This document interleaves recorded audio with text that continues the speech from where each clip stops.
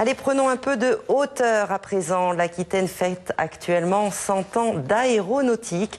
L'aéroport de Bordeaux-Mérignac accueille par exemple une exposition mêlant art et aviation.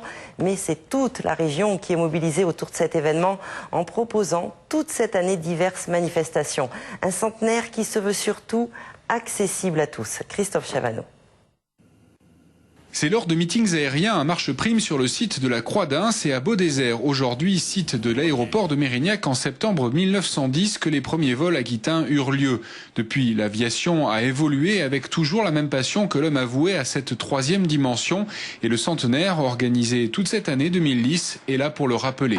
On veut désacraliser et en même temps montrer que ce sont l'aviation et l'astronautique, c'est des grands pourvoyeurs de jubilation.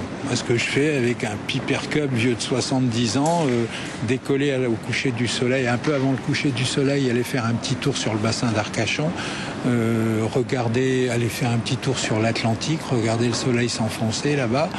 Bon, ça, c'est des moments inouïs, mais que tout le monde peut vivre.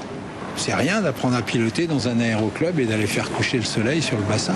C'est à la portée de tout le monde. C'est ça qu'on veut faire passer. Voler, c'est donc un rêve que d'aucuns voudraient toucher et ressentir. C'est ce qu'a vécu et vit encore Jack Crean, qui fut le plus jeune pilote de chasse de l'armée de l'air et toujours admiré lors de meetings aériens.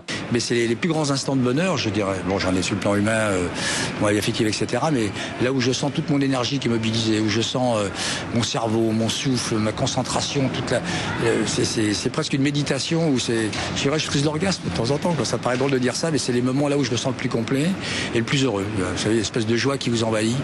Et même après, je veux dire, c'est avant quand on prépare. Bon, évidemment dans le vol, comme je dis, moi j'ai tendance à aller caresser les filets d'air, faire l'amour à l'espace tellement c'est bon. Mais après, on y repense, ça remplit la vie, quoi. Les temps forts de ce centenaire débuteront au mois de mai avec une exposition à la Foire internationale de Bordeaux-Lac. L'hydraviation sera également fêtée à Biscarrosse du 13 au 16 mai jusqu'à l'envol de Montgolfière depuis la place des Quinconces entre le 22 mai et le 6 juin.